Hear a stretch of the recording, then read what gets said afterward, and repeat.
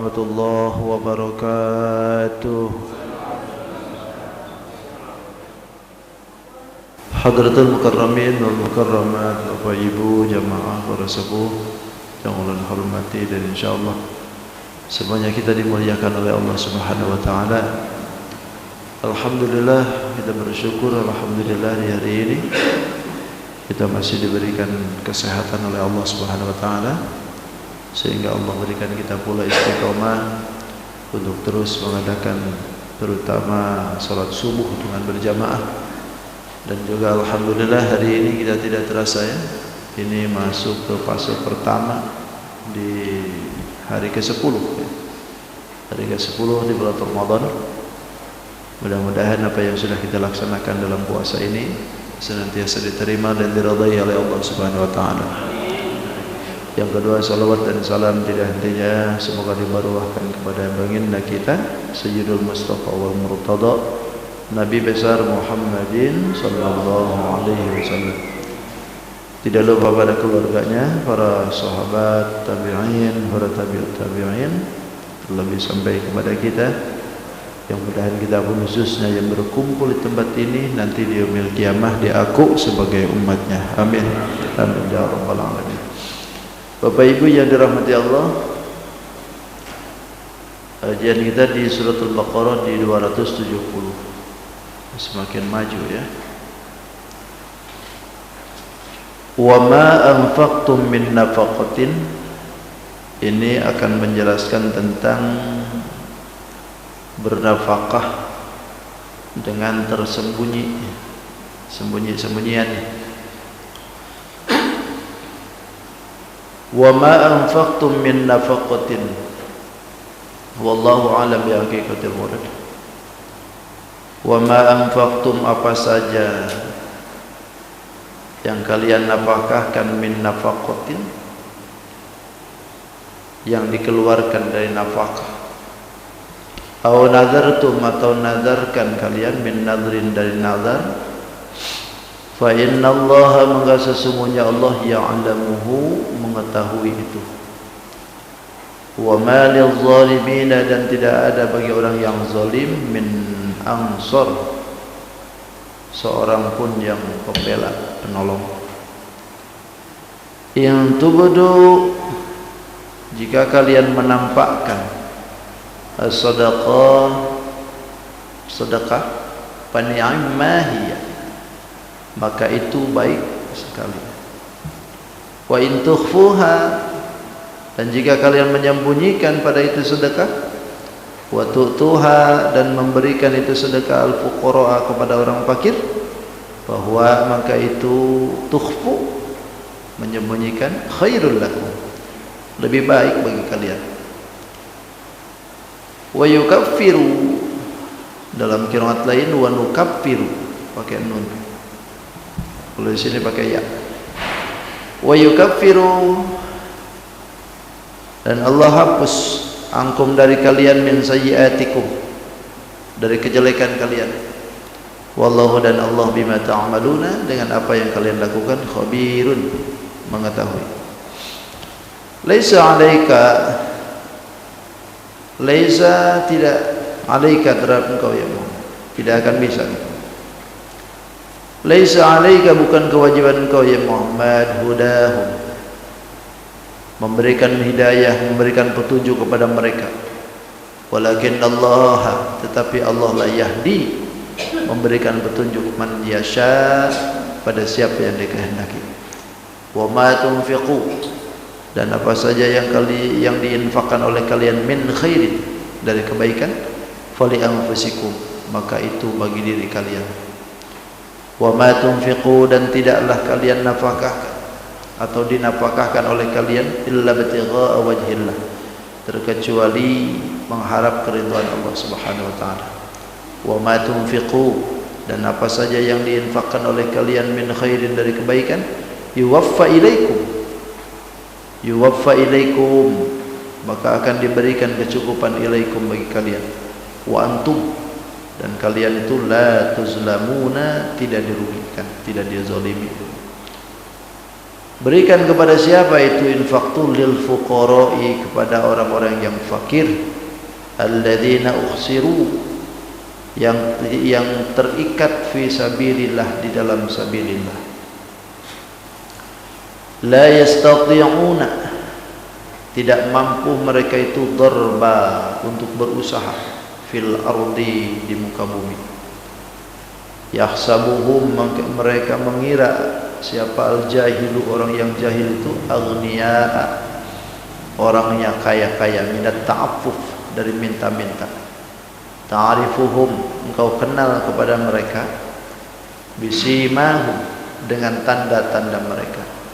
La yas'aluna, mereka tidak minta-minta, an-nasa, kepada manusia, ilhafa, dengan mendesak.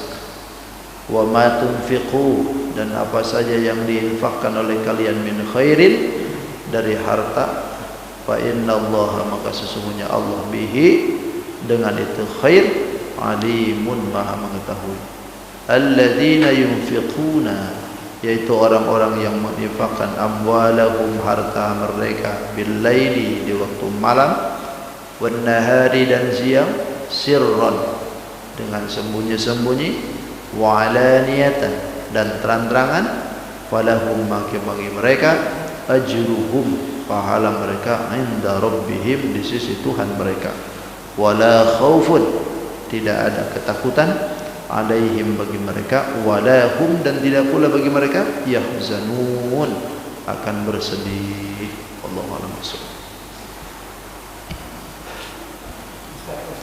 Ya.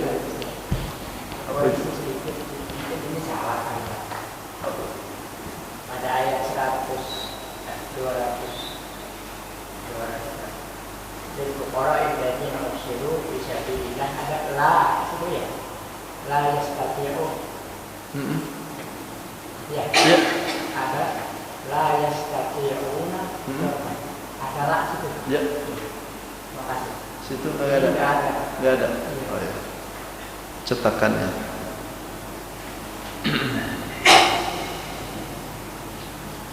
Bismillahirrahmanirrahim. Wallahu a'lam bishawab. Ini masih rangkaian tentang masalah infak ya. Dari mulai infak yang sunnah sampai infak yang wajib nih.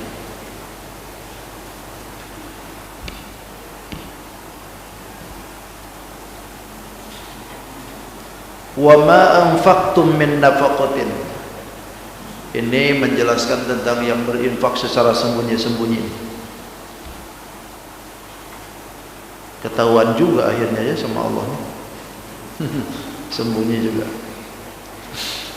Wa ma anfaqtum min nafaqatin. Apa saja yang kalian nafkahkan dari infak itu. Maksudnya ini membayarkan zakat gitu. Infak yang dimaksudkan ini adalah infak wajib. Membayarkan zakat atau memberikan sedekah. Apa saja yang dizakati, apa saja yang disedekahkan. Au nadartum min nadrin, atau dinazarkan. Maka apa yang dilakukan oleh kita dari perihal sedekah, zakat, dan nazar ini, maka fa'ufawitum bihi. Itu sebetulnya jawabannya itu dibuang. Jawaban itu. Artinya apa yang kita lakukan dalam bersedekah, apa yang dilakukan dalam berzakat atau bernazar, maka tunaikan itu, gitu maksudnya. Jawabannya itu seperti itu. Tapi dibuang jawabannya. Tunaikanlah semua itu. Ketika kita sudah diberikan kemampuan untuk berzakat, maka bayarkanlah zakat itu. Atau kita sudah kemampuan untuk bersedekah melalui sedekah sunnah, maka berikan. Atau yang dinazarkan sekalian. Kalau dinazarkan kayak ini berarti tidak mesti harus orang yang mampu zakat atau bersedekah. Ketika nazar, dia walaupun miskin, nazar dibayar. Bayarkanlah itu, kata Allah. Karena fa innallaha ya'lamu, sesungguhnya Allah itu tahu dengan apa yang kita sedekahin, apa yang kita zakatkan, atau apa yang kita nadarkan, Allah tahu. Maka jangan sekali-kali kita ini menyembunyikan itu gitu maksudnya. Ikam sudah tahu diri ikam itu sudah kaya, sudah bermampu, bernisab untuk mengeluarkan zakat, lalu ikam pura-pura. Itu maksudnya. Jangan sekali-kali kita pura-pura. Datang orang amilin, Bapak mau zakat kah? Anu Pak, mohon maaf, aku ini mustahik. Aku ini mustahik yang berhak untuk dikasih zakat itu. Nah kalau kita ini pura-pura macam seperti itu, sementara kita ini sudah mampu. Fa innallaha ya'lam, kata Allah. Allah tahu itu. Jangan sekali-kali kita melakukan hal seperti itu. Karena bagaimanapun kita ini menyembunyikan sesuatu, sebetulnya balik-baliknya ke kita-kita juga nanti. Makanya kan di dalam ayat ujungnya tuh, wa malil zalimina min ansar. Bagi orang yang zalim itu tidak ada tempat untuk menolong. Tidak ada seorang pun yang bisa menolong. Maksudnya itu wa malil zalimin itu orang yang nahan-nahan zakat, punya nadar tidak dibayarin, atau berinfak bukan pada tempatnya. Udah tahu tukang mabok dikasih gitu, itu berinfak kurang tepat. Makanya salah satu bentuk dari infak yang akan diterima itu ketika menempatkan hartanya itu pada orang yang tepat. Ngasih golok pada orang yang mau dipergunakan untuk kemanfaatan, bukan ngasih golok pada orang yang mau bunuh, gitu kan? Jangan sekali-kali kita ngasih pisau pada orang yang mau membunuh. Bahkan jangankan ngasih cuma-cuma, jual beli pun kalau tahu itu goloknya mau dipakai itu jangan dijual. Jangan harus jual beli nih. Udah tahu ini peralatan tuh mau diberikan itu, dibeli sama dia, mau itu mau bunuh orang, nggak boleh jual. Kalau memang sudah tahu. Lain halnya kalau nggak tahu. Apalagi ini dikasih secara cuma-cuma. Jadi yang menahan-nahan zakat, yang nahan-nahan nazar atau menempatkan harta sesuatu yang bukan pada tempatnya di dalam maksiat kepada Allah, itu tidak ada tempat untuk Allah. Min ansor, tidak ada yang bakal menolong. Tidak bakal ada pertolongan dari siksa Allah, gitu maksudnya. Karena orang-orang yang macam seperti itu ya kena siksa nanti kan. Bahkan salah satu yang menjadikan hujan itu enggan turun, itu kan gara-gara tukang yang kaya-kaya nggak mau zakat kan. Salah satunya itu. Makanya kita bersyukur di Samarinda nih, orang kaya-kaya banyak yang zakat. Ada buktinya banjir kan. Oh, berarti kan alhamdulillah orang kayanya mau zakat semua. Dikasih banyak sama airnya, kata Allah. Tapi kalau mereka itu tidak mau zakat, akhirnya ya itu. Hujan itu nggak mau turun.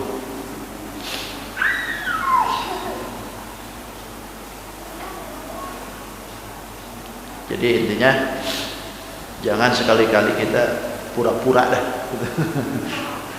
Ente kan punya nadar dulu. Ketika engkau berhasil mau menikahi dia, ente kan mau nadar nih, dulu mau ngasih duit ke masjid sekian puluh juta. Sekarang sudah naik nikah dengan dia, engkau belum? Enggak, aku enggak nadar begitu. Itu kan pura-pura. Padahal sudah nadar dulu. Atau punya nadar ketika aku nih sukses nanti usaha ini, nadar aku nih nanti aku kirim semen 100 sak ke Ustaz. Loh. Begitu sudah sukses, mana ikan ini? Pak Ustaz belum sukses. Sampai kapan? Ya bakalan bisa tuh. Banyak yang begitu tuh. Pak Ustaz doain nanti.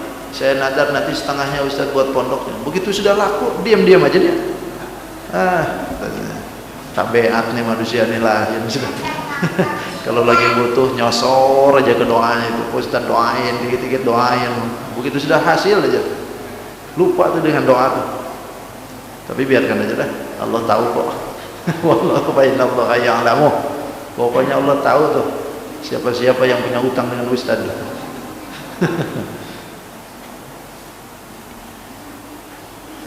In tubdus sadaqati fa ni'mahi. Jikalau kalian itu mau mendohirkan sedekah, atau wa in tukhfuha gitu. Jika mau mendohirkan sedekah, fa ni'mahi, maka nilainya baik-baik aja. Mendohirkan sedekah nih bagus-bagus aja.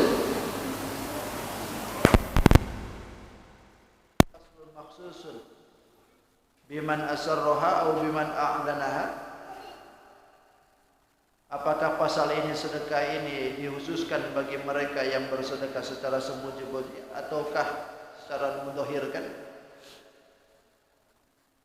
Kalaulah kita ini sedekah sunnah ini maksudnya nih, mau mendohirkan oleh kita, baik-baik aja, fani'immahi.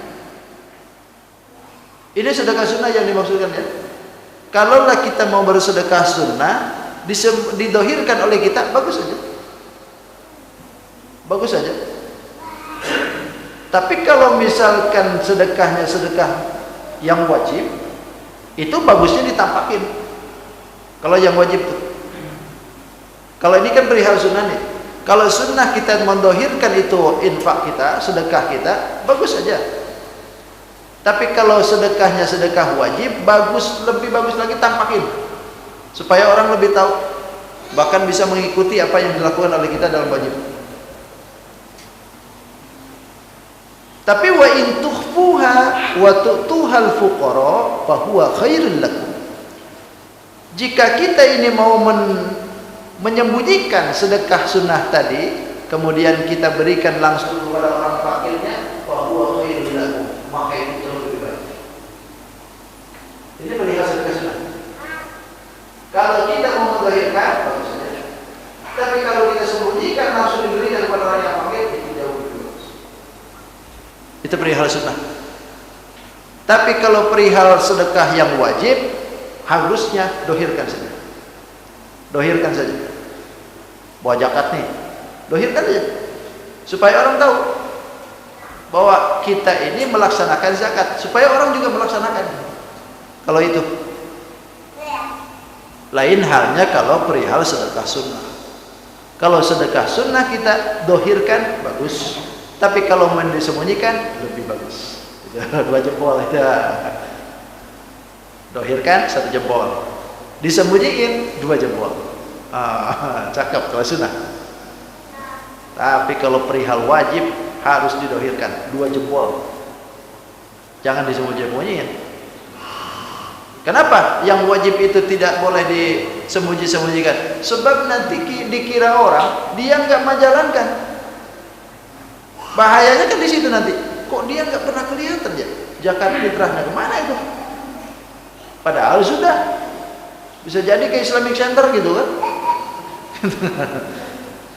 Tapi karena kita sembunyi-sembunyi dari orang yang di sini, akhirnya nggak ketahuan. Tapi kalau dia datang kemari, nah saya zakat nih. Ini ulun, bini ulun, anak ulun, ini bini yang kedua. Cakep. Didohirkan kan? Nanti kan orang bertanya, kalau misalnya ini ulun, ini bini ulun, ini anak ulun, bini yang keduanya ini enggak ditampakin. Nah, itu jadi curigaan nih.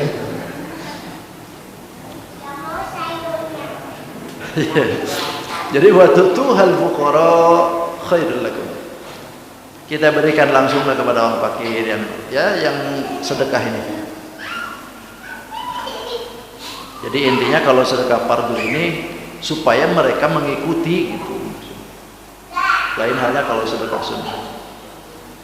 Kalau sedekah sunnah ini lebih kepada harus menjaga hati nih, takut, khawatir.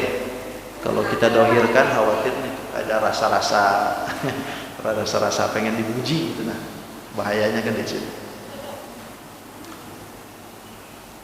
Nah, kalaulah kita ini mau melakukan perbuatan seperti itu, wa yukaffir, dalam qiraat lain wa nukaffir.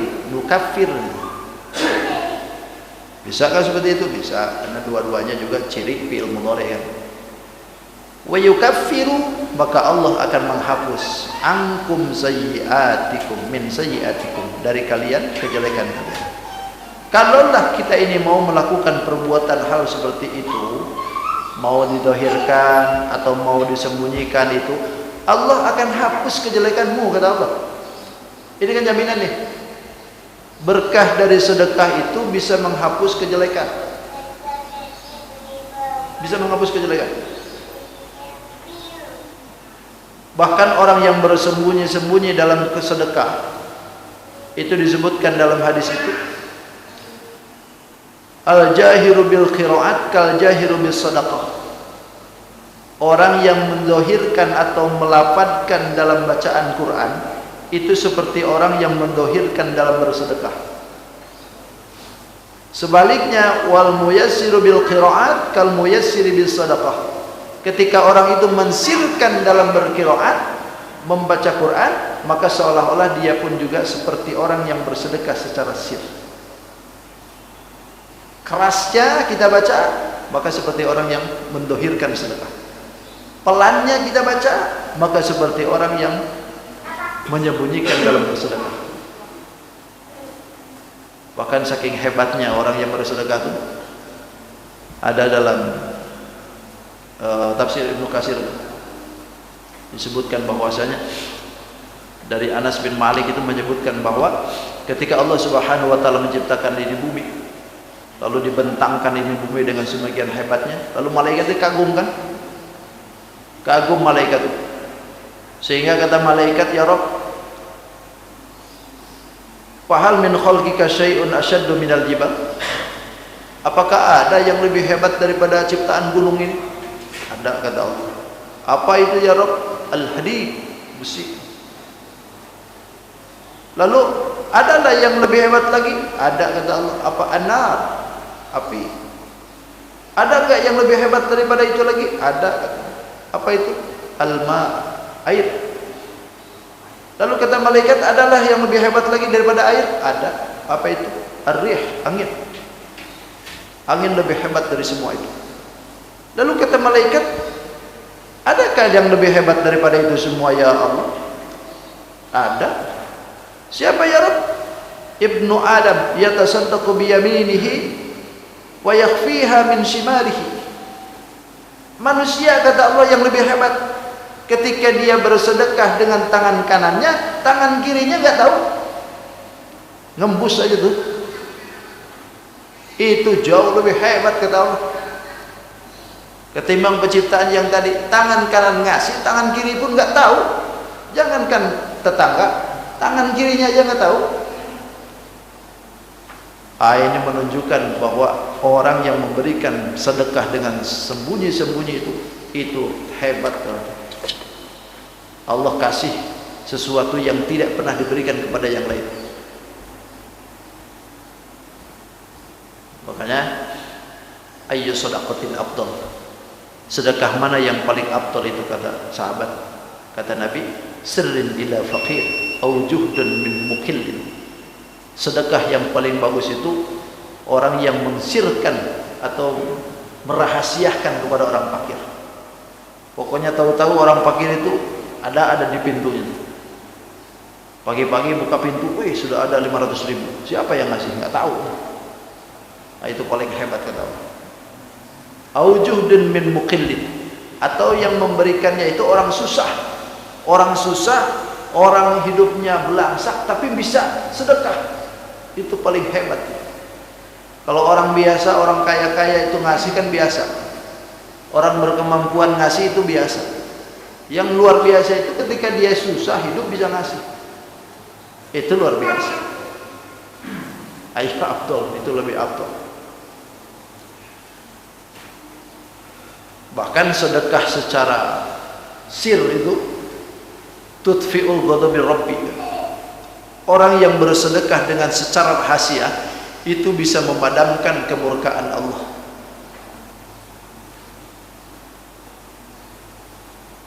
Jadi intinya balik kepada hatinya kan.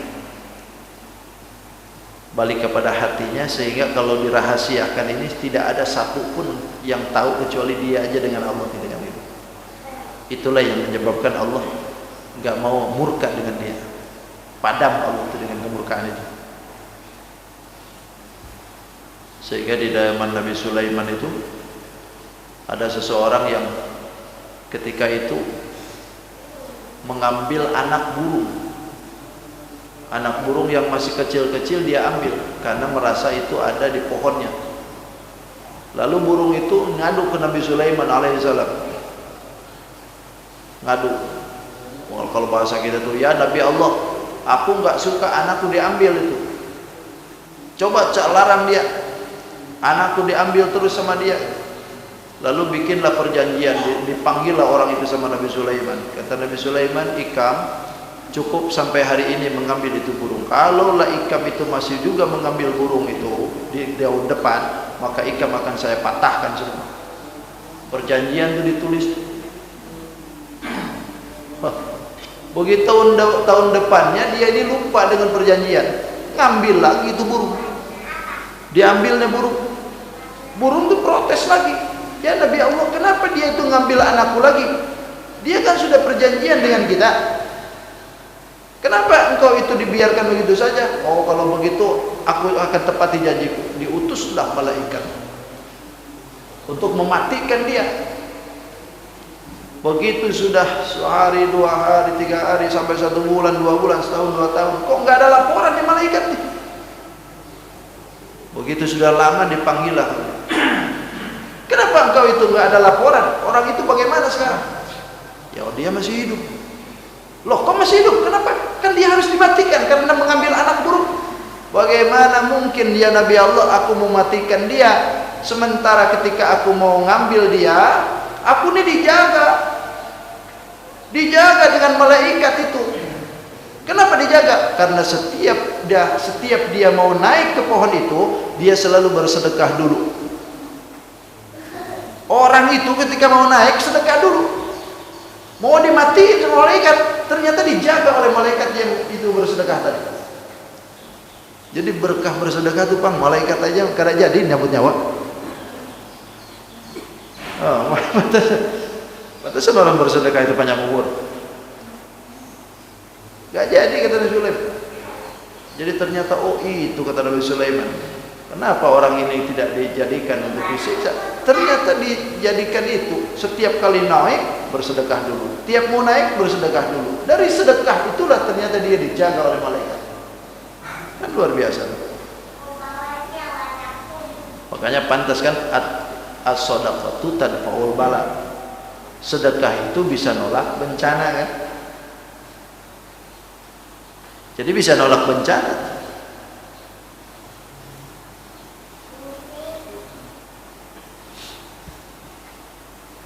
Bahkan dawu bisadaqatikum, orang yang sakit pun suruh berobatnya itu pakai sedekah kan? Orang sakit, bapak sakit, coba sedekah. Kenapa penyakit saya ini kok nggak sembuh-sembuh? Coba sedekah. Karena Nabi menyuruh begitu. Apa korelasinya antara sedekah dengan orang yang sakit? Tentu ada hubungan. Ada hubungan. Sebab penyakit itu akan timbul lantaran didapati dari sebuah kesalahan. Banyaknya salah, banyaknya kekhilafan, banyaknya kita noda, itulah yang menyebabkan dari sakit. Sering makan yang haram-haram, sering makan yang tidak halal, sering melakukan perbuatan maksiat, itulah yang menyebabkan jadi sakit. Maka suruh bersedekah.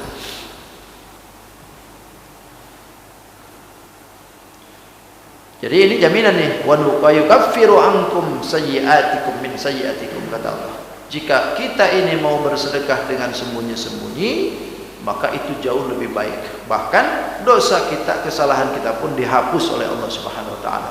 Wallahu bima ta'maluna khabir, dan Allah dengan apa yang kalian lakukan khabirun. Khabir dengan alim beda. Kalau alimun itu mengetahui juga, khabirun sama-sama mengetahui. Cuman perbedaannya kalau alimun itu mengetahui secara lahiriah, tapi kalau khabirun mengetahui lebih detail lagi. bukan hanya dohir, yang batinnya pun tahu, bukan hanya yang gede, yang kecil pun tahu. Itu khabir. Makanya kalau dalam bahasa Jawa itu disebutnya yang maha waspada. Waspada itu lebih detail lagi. Jangankan gede-gede, yang kecil aja tahu. Wallahu bima ta'maluna khabir. Allah tahu dengan apa yang dilakukan oleh kalian, baik yang kecil, yang dohir ataupun yang tidak. La yakhfa alaihi syai'un minhu. Tidak ada yang samar bagi Allah satu. Semuanya dohiriyah. Lalu ketika itu baginda Rasul pada waktu awal-awalannya pernah memerintahkan kepada para sahabat untuk bersedekah itu hanya untuk orang muslim saja. Tidak boleh untuk musyrik. Untuk kafirin tidak boleh, musyrikin tidak boleh. Awalnya ya dulu. Kana ya'muruna illa natasaddaqu illa ala ahli al-Islam hatta nuzul hadhihi al-ayat. Kami, kata sahabat, dulu pernah diperintahkan kami ini tidak boleh bersedekah kecuali kepada ahli Islam. Tidak boleh. Waktu awal-awal itu tidak boleh kita bersedekah kepada orang-orang yang di luar Islam. Lalu turunlah ayat ini untuk menegur Nabi sekaligus memberikan pengesanan dan pelaturan bagi kita. Kata Allah, laisa alaikum hudahum. Tidak ada kekuasaan untuk engkau ya Muhammad, hudahum, untuk memberikan hidayah kepada mereka. Artinya kalau kita larang mereka itu untuk tidak boleh dikasih, tidak boleh dibantu, lalu dengan tujuan supaya mereka tuh mau muslim dulu, mau Islam dulu, kalau dia masuk Islam, ada hidayah, baru kita kasih. Sementara kata Allah, laisa alaikum hudahu.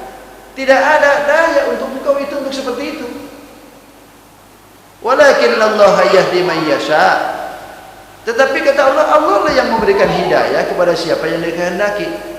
Artinya jangan menunggu itu dulu. Jangan menunggu itu. Kalau mau ngasih, jangan dulu ditunggu dia itu masuk muslim dulu. Kalau memang dia butuh, kasih. Kalau dia itu memang kelihatannya nggak mampu, kita bantu. Jangan nunggu, nah, dia kan non muslim. Oh, jangan. Itu dulu sempat seperti itu. Kalau bukan muslim, biarkan aja. Tapi ditegur Nabi oleh Allah. Sampai turun ayat seperti ini. Wa ma tunfiqu min khairin fali anfusikum. Apa saja yang diinfakkan oleh kalian dari kebaikan, min khairin itu ada, khair itu ingat harta ya. Khair itu kan baik itu artinya, tapi yang dimaksudkan itu adalah harta. Kenapa disebutkan harta? Dalam ayat lain disebutkan bahwa disebutkan harta itu khair lantaran manusia yang punya harta itu menganggapnya kebanyakan menganggapnya itu adalah kebaikan. Sehingga harta itu disebutnya khair dalam bahasa Quran. Jadi apa saja yang diinfakkan, yang dikasihkan dari harta kalian itu pali anfusikum. Kata Allah, untuk dirimu sendiri. Artinya pahalanya, ganjarannya itu untuk kita juga. Bukan untuk orang lain. Jadi jangan ditahan-tahan gitu ibaratnya. Jangan engkau itu menahan-nahan perkara yang sudah jelas-jelas orang itu butuh.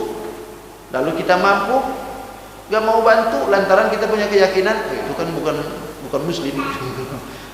Itu kan bukan golongan kita. Jangan begitu.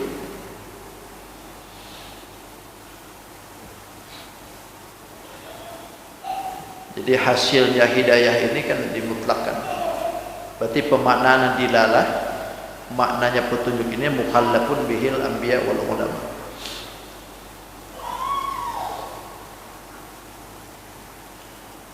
Karena apa yang dilakukan oleh kita dalam perbuatan itu pahalanya untuk kita sendiri, balik ke kita sebetulnya. Wa ma tunfiquna illa batigha'a wajhillah. Dan tidaklah yang diinfakkan itu oleh kalian itu illa batigha'a wajhillah. Semuanya karena Allah, karena di jalan Allah Subhanahu wa taala. Tidak ada jalan lain kepada yang lain. Karena semua anak balik ke Allah juga.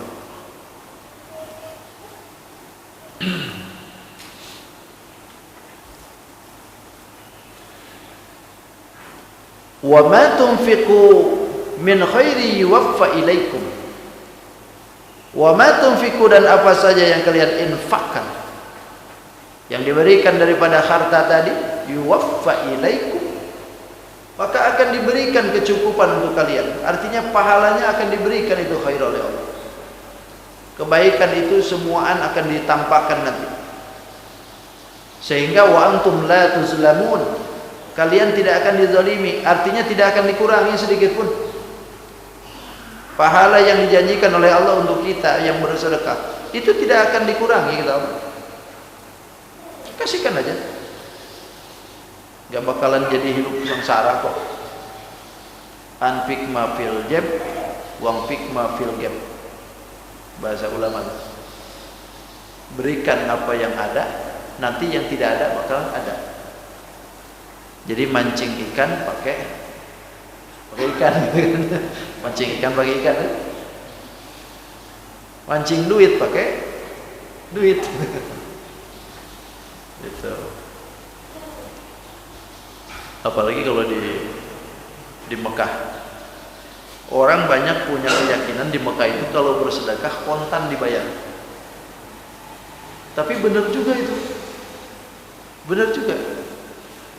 Banyak jamaah-jamaah yang cerita itu, ketika kita utarakan bahwa kalau kita bersedekah dengan orang yang sapu-sapu atau siapa yang itu bakal kontan Allah berikan. Dan itu cerita tuh. Beresnya itu cerita, Ustaz bener juga ya, saya gini, bener juga. Ada yang orang ketika itu turun dari Jabal Nur, kan banyak juga di situ tuh kan minta, ada yang kasih. Dia ngasihnya itu kalau dihitung-hitung 200 real.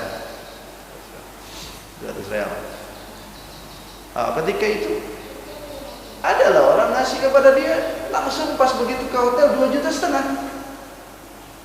Coba konten itu. Mau buktikan? Ke Mekah dulu coba. Jadi itu kan mancing duit dengan duit kan, mancing duit dengan duit. Betul juga, betul ternyata. Seperti itu.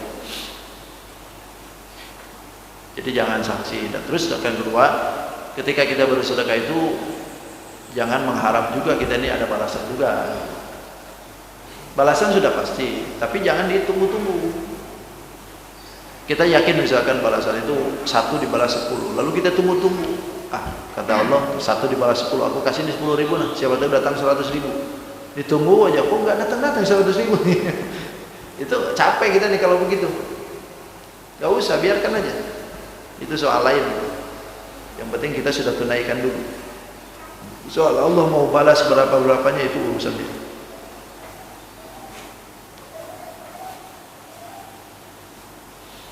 Karena nilainya dari bersedekah itu jangankan ke manusia, hatta ke binatang pun kan.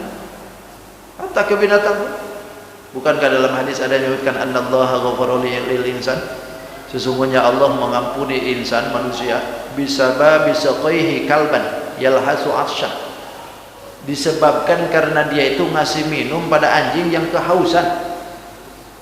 Allah ampuni dosanya lantaran dia ngasih minum ke anjing yang kehausan. Anjing nih, anjing kehausan setengah mati nih, kalau nggak dikasih minum mati nih air, dikasih minum oleh kita, Allah ampuni dosa tuh. Sampai tukang pezina masuk surga kan gara-gara minum itu, dikasih minuman anjing dikasih minum sama dia. Apakah orang yang berzina itu langsung masuk surga begitu? Tidak. Disebabkan karena dia ngasih minum anjing yang kehausan, Allah kasih hidayah dia. Itu maksudnya itu. Jadi bukan berarti terus-terusan zina lalu masuk surga lantaran itu. Tidak. Jadi disebabkan karena dia ngasih minum ke anjing yang kehausan tadi, Allah kasih hidayah. Akhirnya berhenti dia dari perbuatan itu, lalu masuk surga. Itu maksudnya. Jadi takutnya dikhawatirkan yang penting zina dulu nah, ya kasih terus-terusan aja ngasih anjing gitu kan. Takutnya kan gitu, nanti pulang masuk surga gitu. Enggak, bukan begitu maksudnya. Jadi disebabkan karena itu Allah kasih hidayah. Jadi berhenti zina. Karena berhenti dia tobat kan, karena tobat bersih dosanya, balik ke Allah, oh bersih. Itu maksudnya. Lalu kita berikan kemana itu infak itu? Lil fuqara'i, berikan kepada orang-orang yang fakir, alladzina ukhsiru fi sabilillah, yang terikat di jalan Allah Subhanahu wa taala. Berikan kepada mereka. Bahkan la yastati'una darban fil ard. Mereka ini tidak mampu untuk berusaha di muka bumi. Bahkan yahsabuhumul jahilul aghniya minat ta'affuf. Mereka itu mengira, orang-orang yang jahil itu mengira mereka ini kaya-kaya, tidak pernah minta-minta soalnya. Siapa ini yang dimaksudkan ini? Ini yang dimaksudkan itu adalah sahabat Nabi ahli suffah nih. Alladzi usiru fi sabilillah, ini orang-orang yang terikat di jalan Allah. Maksudnya ini adalah sahabat Nabi yang berjumlah 400 orang dari muhajirin. Mereka ini tidak kemana-mana, tidak usaha, berdiam diri aja di situ, di pinggir emperan masjid Nabi. Disebutnya ahli suffah, ahli emperan di suffah. Maka adalah kalimat sufi. Sufi itu diambil dari kata suffah. Nah, orang-orang ini mengkhususkan dirinya itu tidak ada usaha. Pokoknya duduk aja di situ nunggu wahyu, nunggu berita, nunggu pelajaran dari Nabi. Lalu apa yang dilakukan oleh mereka? Yang dilakukan oleh mereka itu bukan duduk-duduk doang, tapi mereka di situ disibukkan dengan taklim dengan Nabi. Jadi mereka itu ngaji terus dengan Nabi. Jadi maaf, jangan ditiru nih gaya ini. Kalau misalkan itu di situ aja, kenapa Ikam gak usaha? Aku pengen jadi ahli suffah. Ya, ini beda. Sahabat Nabi ini yang disebut ahli suffah, dia tuh nggak usaha tuh. Kenapa? Lantaran tidak ada waktu dalam hidupnya, hanya menyibukkan diri dengan Nabi. Pokoknya apa yang dilakukan oleh Nabi diikutin terus. Apa yang diajarkan oleh Nabi mereka terus pelajari. Sehingga tidak ada lagi waktu ruang untuk mereka berusaha.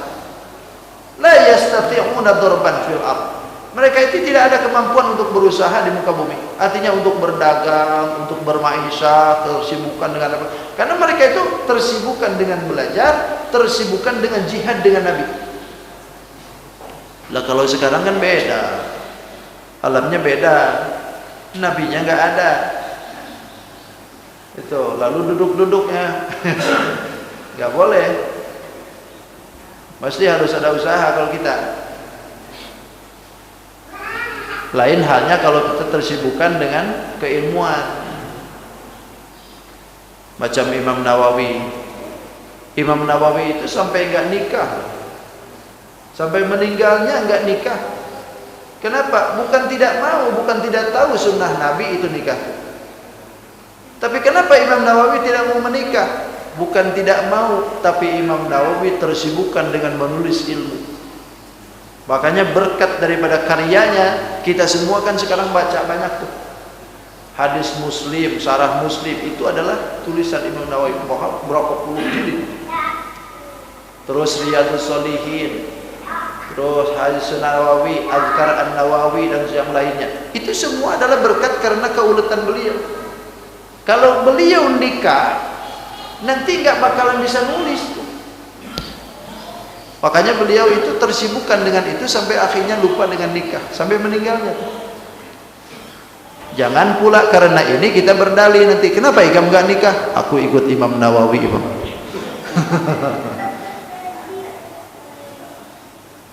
Jadi banyak ulama-ulama yang tidak sampai sempat untuk menikah. Tapi alasannya jelas, karena mereka tersibukkan dengan ilmu. Nah kalau kita kan tersibukkan dengan usaha. Kalau tersibukkan dengan usaha, jangan nggak nikah, nikahlah. Nikah. Nah ahli suffah itu begitu. Jadi orang berkira bahwa mereka itu orang kaya-kaya. tidak sempat minta-minta. Padahal ta'rifuhum bisimahum. Kalian tahu sendiri tanda-tandanya mereka itu kayak apa. Tawadu, orang-orang Al-Supan ini tawadu. Bekas di ada bekas tertentu di badannya itu karena banyaknya sujud ke Allah. La yas'aluna nas, mereka itu tidak minta-minta kepada orang lain. Apa yang ada di orang lain mereka tidak pernah minta. Ilhafa, karena terdesak misalkan. Di asu'ali la aslan sama sekali. Mereka itu tidak mau minta-minta.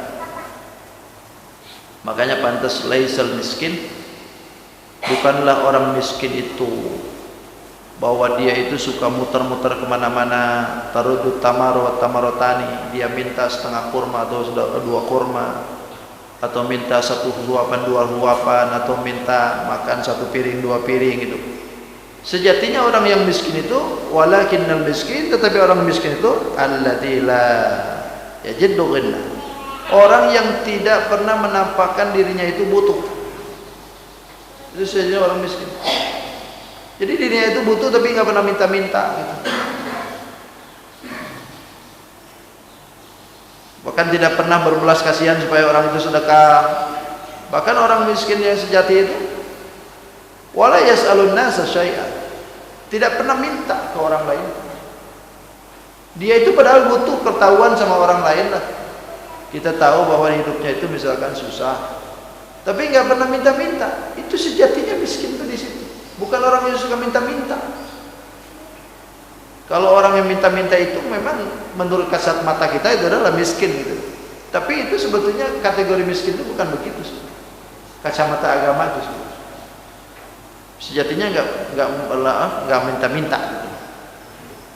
Tapi kita tahu bahwa dirinya itu adalah orang yang tidak berkecukupan gitu.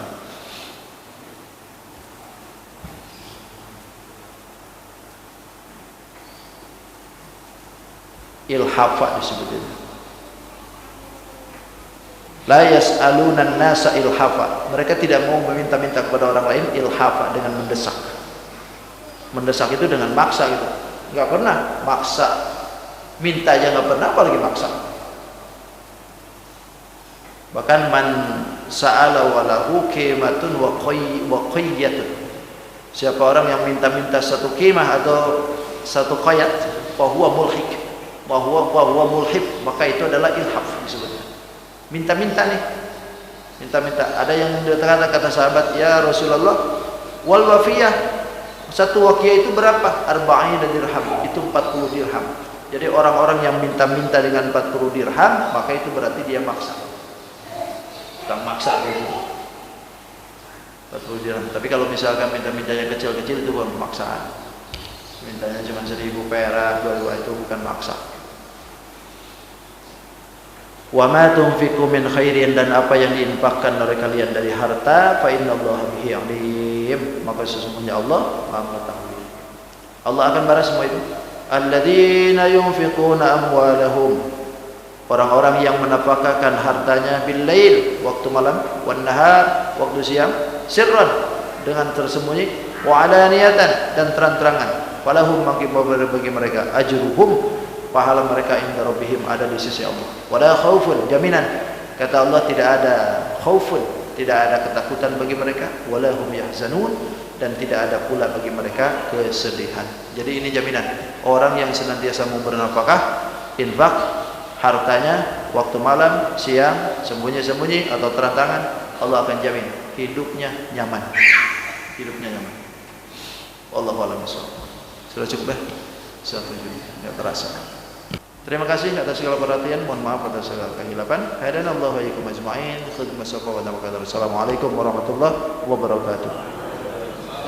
Allahumma arhamna bil Qur'an waj'alhu lana imaman wa nuran wa hudan wa rahmah. Allahumma dhakkirna minhu ma nasina wa 'allimna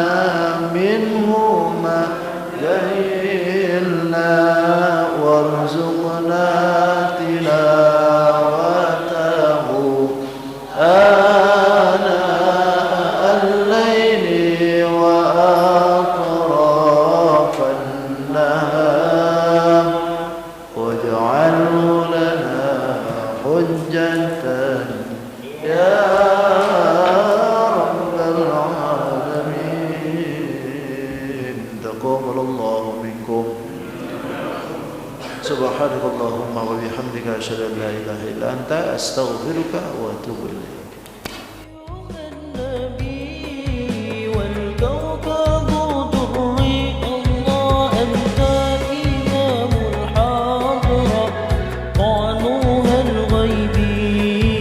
أنت إمام الحاضرة سلطانها الغيبي لي عبد حمل